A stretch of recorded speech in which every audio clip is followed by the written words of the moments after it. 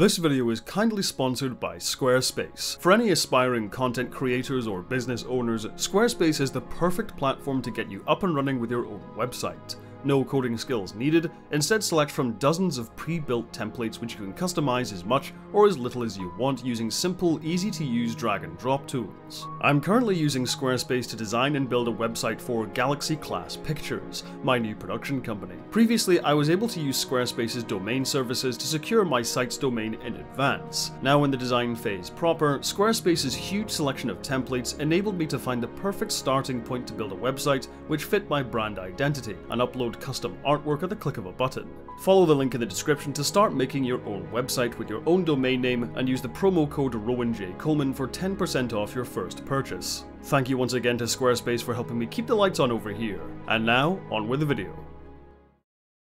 Every so often, a movie comes along which makes such a huge pop cultural impact that the face of the entire entertainment landscape is changed forever. In 1968, there was 2001: A Space Odyssey. In 1977, there was Star Wars. And in 1999, there was The Matrix.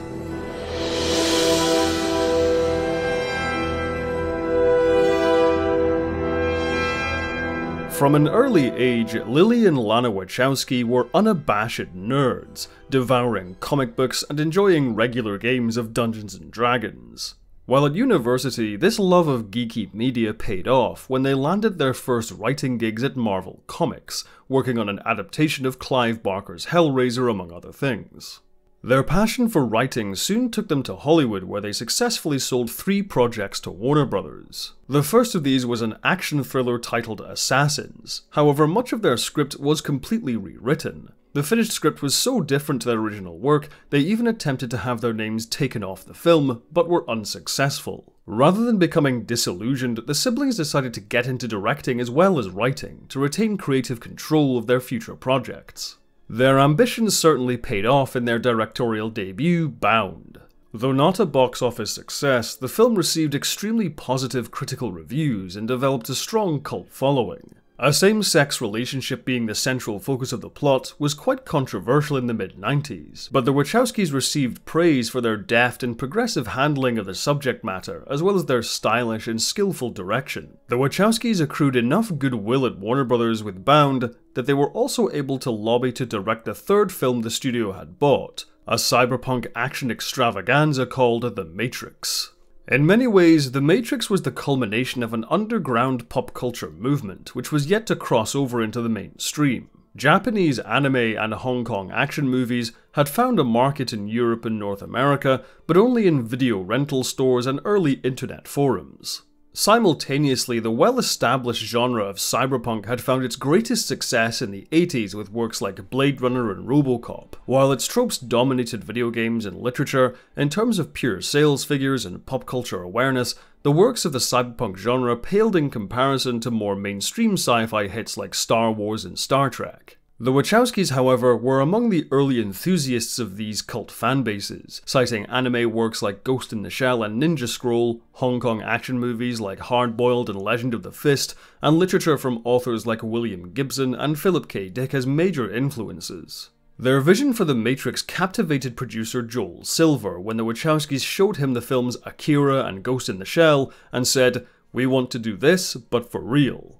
As part of the trio's presentation to Warner Brothers, they hired comic book artists Jeff Darrow and Steve Skroce to create a 600-page storyboard of the entire movie. While Warner Brothers was still unsure of financing the proposed $60 million budget, thanks to the Wachowskis and Silver's passion for the project, the studio eventually gave the film the green light.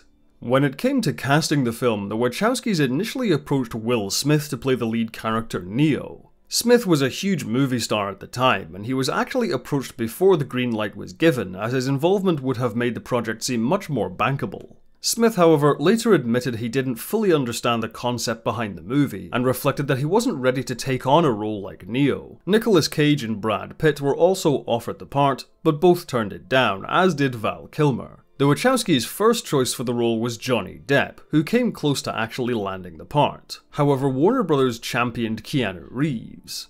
Reeves was fresh off the success of Speed and The Devil's Advocate and was considered a much bigger star than Depp at the time.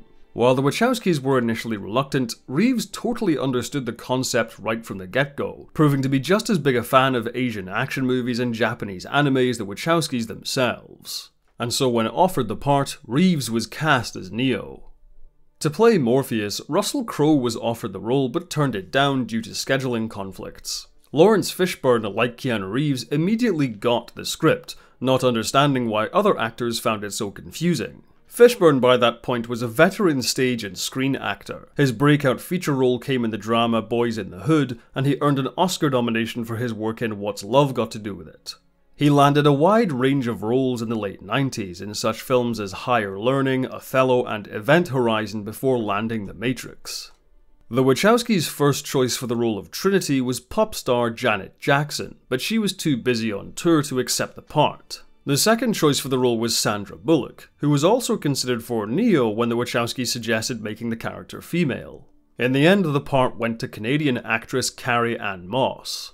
Before The Matrix, Moss was a relatively unknown television actress, having actually starred in a short-lived fantasy adventure series titled Matrix. She also appeared in Baywatch and FX the Series, as well as movies like The Secret Life of Algernon.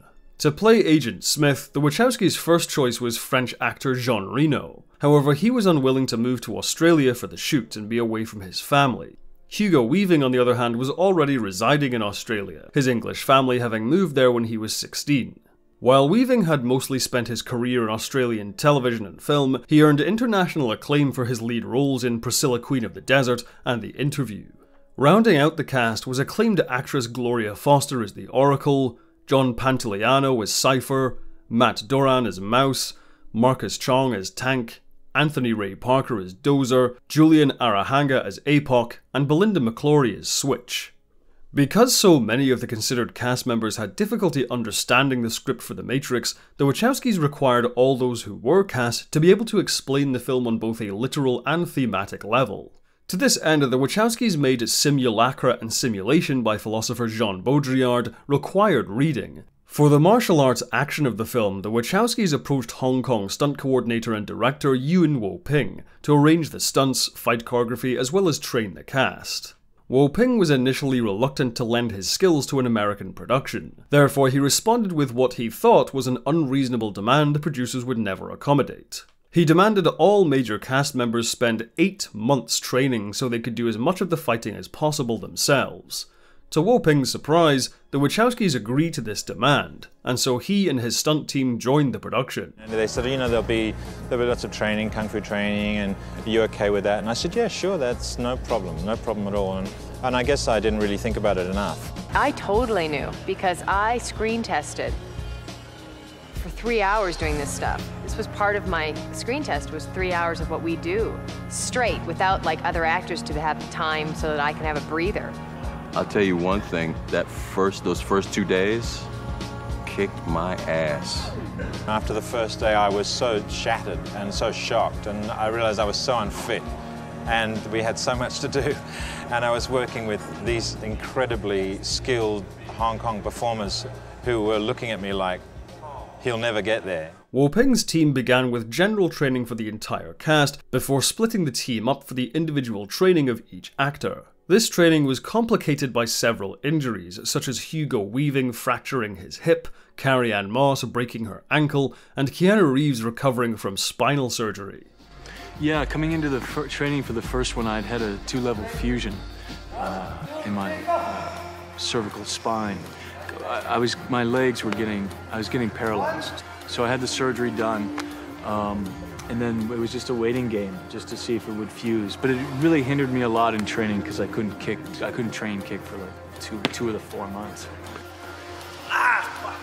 It was devastating to like watch, because I was always like, oh, like it hurt me to watch. To accommodate both Reeves and Weaving's injuries, the shooting schedule was adjusted so their fight scenes were filmed near the end of production. Moss's injury occurred towards the end of training and close to the start of filming. And then I hurt myself. I hurt my ankle. Ah! Oh no! Oh no!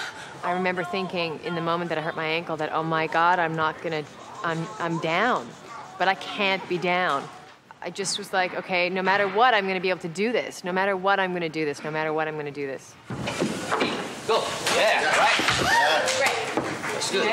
Filming began in March 1998 at Fox Studios in Sydney. After concluding a few short scenes which required little physical exertion, arranged to help Keanu Reeves' recovery, the opening sequence of Trinity's escape from the police and agents was the first big set piece to be shot. This shoot actually reused several sets originally built for Dark City, which had filmed in the same studio. After filming on the sequence wrapped, the Wachowskis and Joel Silver asked for a rough cut of the scene to be sent to the executives at Warner Brothers, who were still uncertain of the film. After seeing the edited footage, the executives of the studio were completely blown away, and from then on threw their full support behind the project, positioning it as a major summer blockbuster for the following year. In order to further sell the artificial nature of The Matrix, several steps were taken to distinguish it from the real world, most notably in the use of color.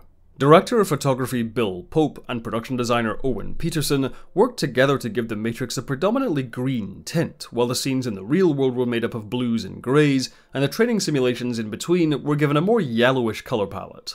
While this was achieved through the use of filters and lighting, it was also baked into the production design, with many costumes and sets subtly offsetting their usual colors so they leaned more towards each specific color palette. Other tricks were used, such as in one of the training scenes, where the production cast a large number of twins for background extras to give the feeling of a computer program copying and pasting the same character models. While much of filming was complicated by the ambitious visual effects, it was also an extremely demanding production for in-camera effects. For the lobby shootout, many of the setups took over 40 minutes to reset, making any mistakes incredibly costly. For the helicopter shootout, the office was a set built a dozen or so meters off the ground with a cyclorama used for the backdrop of the city. The helicopter itself was a lightweight model maneuvered into position on a large crane with its rotor blades added in post.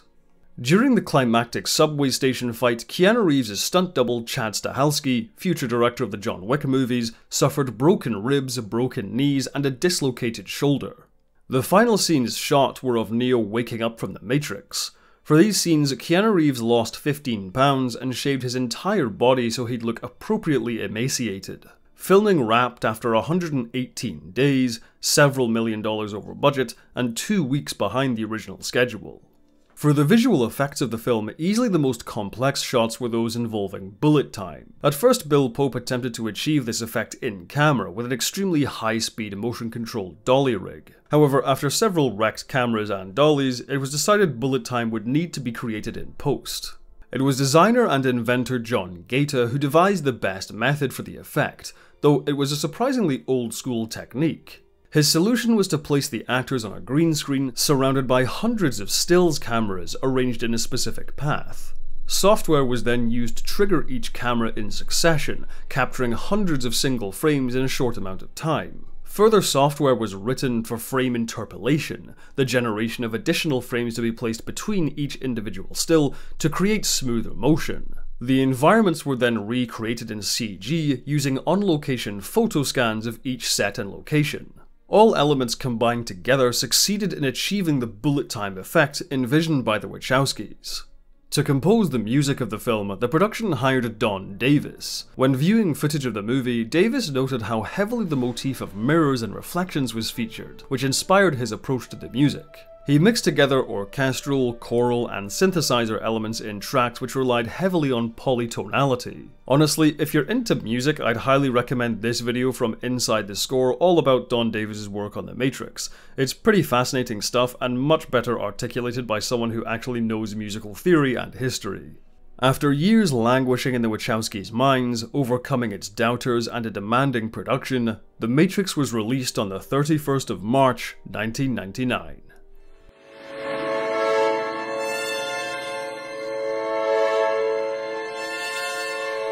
It's difficult to know what to say about The Matrix which hasn't already been said.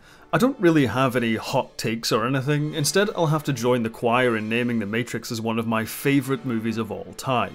I first remember seeing The Matrix on a VHS tape someone bought my dad for his birthday, and while the intricacies of the plot and the depths of its themes went completely over 5-year-old Rowan's head, the imagery, atmosphere, and of course the action utterly captivated me. And as I've grown up, rewatching the film more times than I can count, my appreciation for it has only grown with age. The Wachowskis' direction is absolutely sublime. We are blown away by the initial action sequence, which leaves us with nothing but questions. Then much of the first act feels like a horror movie, as what we see, hear, and feel tips us and Thomas Anderson off to the notion that something is wrong with this world. The Matrix is often called a product of the 90s, and these days this is sometimes used as a criticism of the movie. However, I personally feel this actually helps the movie. Viewed through a modern lens, the strangely archaic technology seen in the Matrix itself, chunky PC monitors, all communication going through phone lines, even the internet, actually contributes to the unreal feeling of this world. This is further enhanced by the anonymity of the setting. This could be any generic American city in some vague time period. It succeeds in conveying the idea that the machines constructed the Matrix from bits and pieces of half-destroyed records.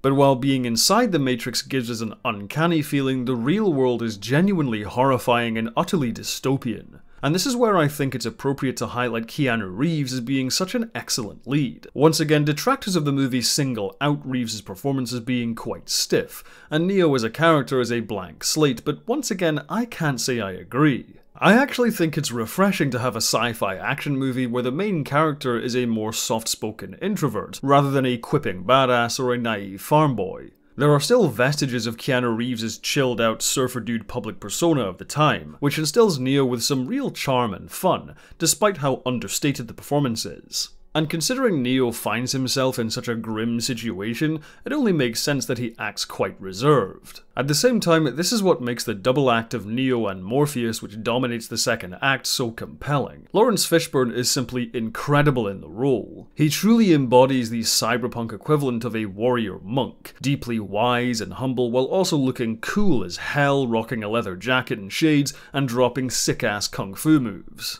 Which is why it's so devastating to see such a poised and effortlessly cool character beaten and captured by Smith. Thus, when Neo, who has been so passive up until this point, decides to go on the offensive, it's simultaneously nerve-wracking and cathartic for the audience. This is an exceedingly dangerous world where the odds are overwhelmingly stacked against our heroes, yet it's still a world where they can kick all kinds of ass and look cool while they're doing it.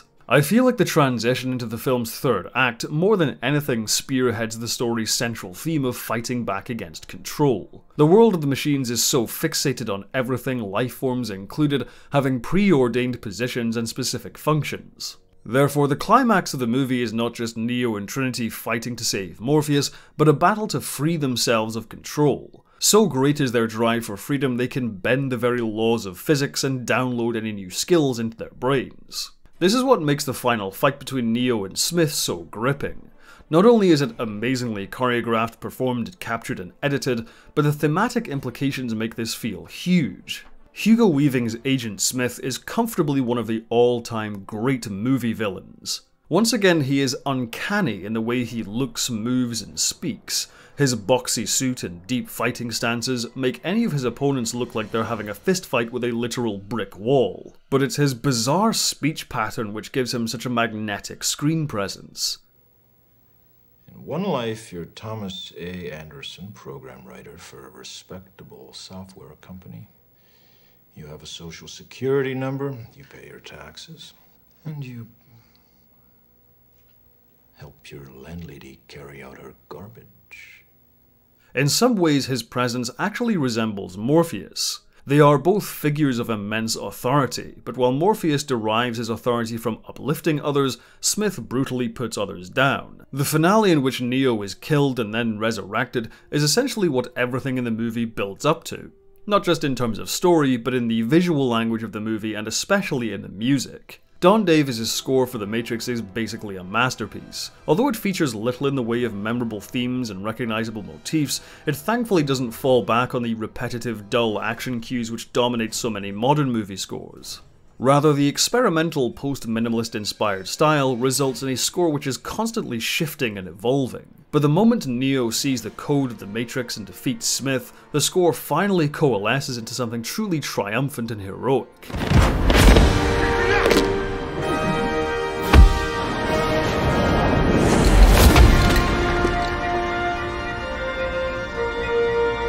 Neo's victory in the end isn't merely winning a fight, but taking back control of his own destiny. Not only has he mastered the world of the Matrix, but he's even found a home in the dystopian real world thanks to his love for Trinity. While there is frankly an absurd amount of ground to cover when it comes to discussing the Matrix's themes, ideas, and readings, one of the most obvious is the film's status as a piece of transmedia. A number of unrealized concepts in the movie, such as the character's switch, literally switching genders between the real world and the Matrix, are well documented. I've also seen an interesting proposal that the love story between Neo and Trinity is not the traditional hero gets the girl arc, but rather a metaphor for someone embracing a female identity. Mirror images are a common motif throughout the movie, and there is a visual similarity between Neo and Trinity, akin to the resemblance between Murphy and Lewis in RoboCop, which also has a fascinating trans reading. There is like a lot more to this, but I don't want to risk talking over some voices who can explore this particular topic in much more detail than I ever could. I'll link to some great essays and articles in the description, but here on YouTube I'd also like to recommend these videos by Jesse Gender, Aronok, and Sophie from Mars. The Matrix is now 24 years old, and while some commentators call it a product of its time, saying it has aged poorly, I think the opposite is true. The masterful storytelling, exhilarating action, and spectacular imagery are just as breathtaking as they've always been, but when it comes to its themes, concepts, and ideas, there are still new discoveries being made over 2 decades later. And that is precisely why it will remain a classic for decades to come. No one can be told what the Matrix is. You have to see it for yourself. Upon release, The Matrix was met with critical and commercial success. Moviegoers and critics alike praised the film's imagination, visual effects, action, and themes. The collectively mind-blowing experience felt by many who saw it captured the zeitgeist in a way that was seen to eclipse the release of Star Wars Episode I: The Phantom Menace, which came out the same year. The movie went on to gross $467 million against a $63 million budget. Its considerable impact as a genuine pop culture phenomenon meant The Matrix also did gangbusters on home video and other tie-in media. Speaking of which, I'd highly recommend any movie buffs grab the recent 4K Blu-ray release if you haven't already. It looks gorgeous. Like discussing the movie itself, it's difficult to know where to start when discussing the pop culture impact of The Matrix. It helped revolutionize visual effects with no shortage of bullet time imitators and parodies. In the wake of The Matrix, Yuen Woo-ping was soon hired for projects like Crouching Tiger, Hidden Dragon, and Kill Bill. It's arguable The Matrix paved the way for martial arts becoming a staple of action movies today. The Matrix also showed that originality and complexity don't always deter wider audiences, but in fact can attract them. Christopher Nolan's Inception is a clear spiritual successor to this film. In the years since, there have been those who have derided the film's lack of originality. Famously, comic book writer Grant Morrison voiced their belief that The Matrix ripped off their graphic novel series The Invisibles, and some clickbait internet articles have lumped this in with comparisons to Dark City. However, I personally think these comparisons are completely overblown. I'm a big fan of Morrison's work and Dark City, and while there are some commonalities, it's disingenuous to call The Matrix a straight-up rip-off of either work. Ultimately, while The Matrix was more the result of underground cultural trends rather than something wholly original, I think The Matrix succeeded where some of the others failed because it absolutely slaps. The Wachowskis simply had their fingers on the pulse, so to speak. At the time, few could see how such a project would ever be successful, but in retrospect, it's incredibly obvious why it was. And with that immense success came immense pressure when the Wachowskis attempted to follow up The Matrix with a sequel.